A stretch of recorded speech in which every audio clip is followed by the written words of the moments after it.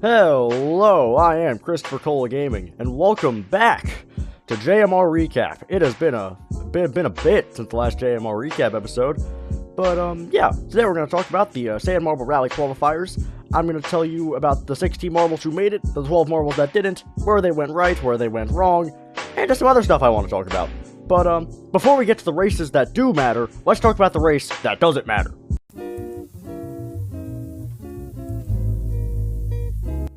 Okay, I know I just said this race didn't matter very much, but honestly, as a Ghost Plasma fan, this is the race I was the most invested in watching. But, they don't kinda know that part. We immediately see Slimer jump to the lead from the very far top of the starting gate. That is something we will be keeping track of throughout this whole thing. But, the Slimer's lead does not last long. It is very quickly taken by Ghost Plasma in a couple turns in.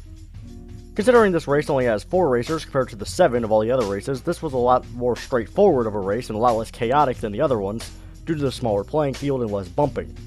At about a minute into the race, we see this big straightaway, and we see Duct Tape make a move on Slimer to take second place, and it comes right up on Ghost Plasma. Duct Tape will later take the lead from Ghost Plasma a couple seconds after this move. We normally see a lot of movement and separation when marbles go through the helices, but in this race, the marbles all pretty much stayed in the exact same spots, the exact same length apart from each other.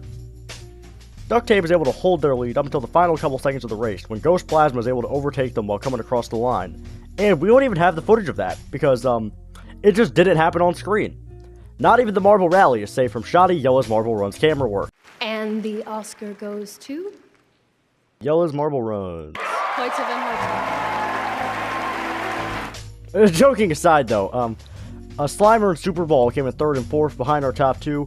And unfortunately, the true main character, Ghost Marble, came in dead last. But let's get to the races that truly mattered with Group A of the qualifiers.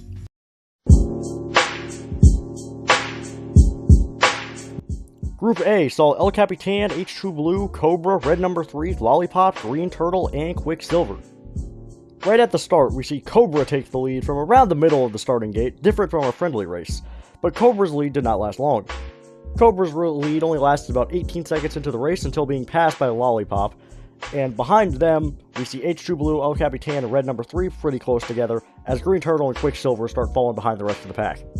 This is also the first time we see the wall divider thing right there with all 7 marbles, and it gives a big help to El Capitan, as he is hit by Red Number 3 while being stuck on it, giving El Capitan a big speed boost. There would not be much change in this race until we hit the helices, in which both Cobra and El Capitan take pretty bad lines, letting Red Number 3 jump into second place out of nowhere coming out of the helices.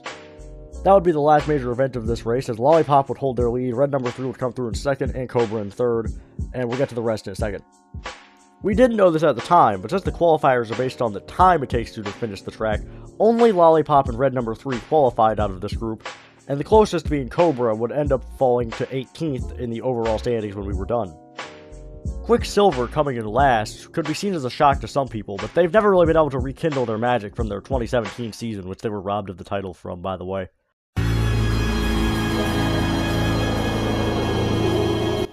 Group B brought us Blizzard Blaster, Cool Moody, Blue Moon, Blazing Fireball, Reflector, Summer Sky, and Big Pearl. At the very start of the race, we see Cool Moody take the lead briefly from the very start of the race, but it only lasts a couple seconds as, am I reading this right? Blazing Fireball takes the lead, and they'd hold it for a bit. As the race progressed, Cool Moody would fall all the way back down to 4th, but would actually make a bit of a move, getting back up into 2nd, but would then fall back down again as Blazing Fireball continued to hold 1st place. As we approach the mini wall in this race, Blue Moon's able to briefly take the lead over Blazing Fireball coming off the hit, but Blazing Fireball pretty quickly takes their lead back from Blue Moon, as Summer Sky is able to slot into 3rd. We then see Blue Moon and Reflector take advantage of a miscue by Blizzard Blaster on the straightaway, slotting them into 2nd and 3rd place. Reflector had been hanging around the back of the pack for most of this race, but they have managed to charge all the way up until the top 3. The marbles then enter this straightaway, and on this straightaway, Blizzard Blaster is able to get back into 3rd, and Cool Moody's able to jump up to 5th place. We then enter the helices, in which we see some pretty good moves and some pretty terrible moves. One of the good moves being this move Reflector pulls on Blizzard Blaster to get into 3rd place. One of the bad moves we see is done by Cool Moody. who seems almost distracted, possibly wondering how he's going to attend to his 19 girlfriends after this race, is just slamming directly into the middle of the divider, causing him to lose tons of momentum, and also making him fall to last place. From that point on, we wouldn't see much change in this group, with Blazing Fireball coming in first, Blue Moon in second, and Reflector in third, respectively. Out of this group, Blazing Fireball, Blue Moon, Reflector, and Blizzard Blaster would end up qualifying, as Big Pearl, Summer Sky, and Cool Moody were relegated to the B League. Cool Moody would go on to have the worst time out of the entire field, coming in at 28th.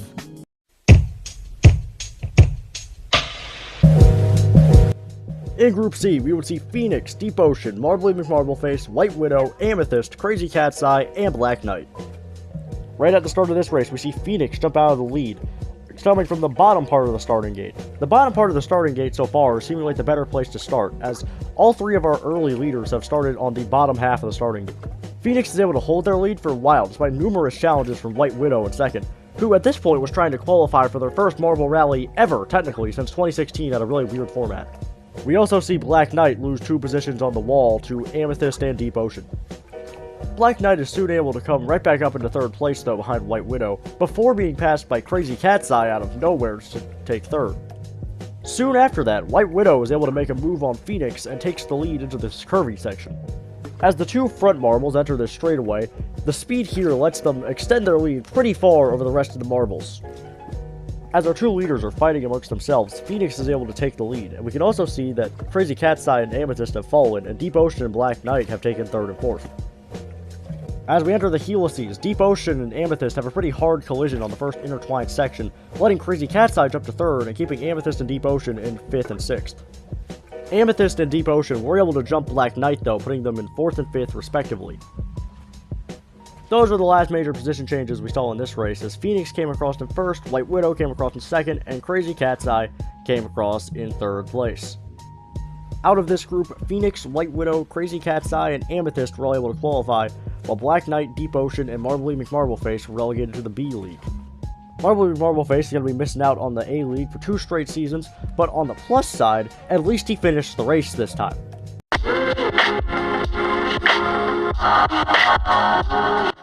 Group D saw Pollo Loco, Silver Bolt, Comet, Dragon's Egg, Wisp of Darkness, Nemo, and Grasshopper. Right out the gate, we see Nemo take the lead from, what do you know, the bottom half of the starting gate, but they're very quickly fighting with Silver Bolt to try and keep that lead.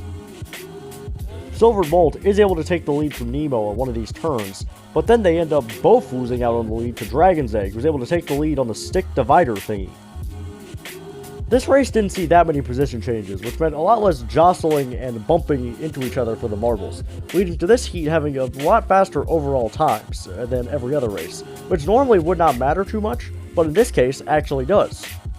We then see Silver Bolt pass Dragon's Egg on the straightaway, and Grasshopper has managed to pass Pollo Loco to get into third place.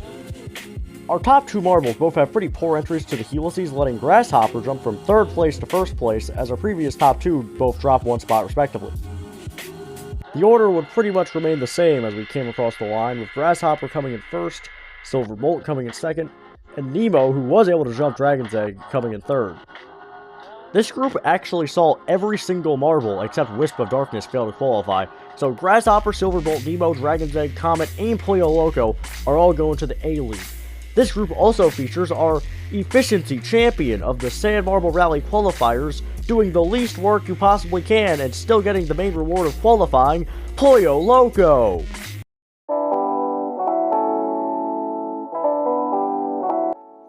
After the dust had settled, our full list of racers for the Sand Marble Rally Season 7 A League were as follows: Slimer, Duct Tape, Super Ball, Ghost Plasma, Phoenix, White Widow, Grasshopper, Lollipop, Silver Bolt, Crazy Cat's Eye, Nemo, Dragon's Egg, Blazing Fireball, Blue Moon, Comet, Red Number 3, Reflector, Amethyst, Blizzard Blaster, and Pollo Loco. This leaves 12 marbles for our B League, and those racers are as follows as well: Wisp of Darkness, Cobra, H2 Blue, Black Knight, Big Pearl, Deep Ocean, Summer Sky, El Capitan, Green Turtle, Quicksilver, Marbly McMarbleface, and Cool Moody.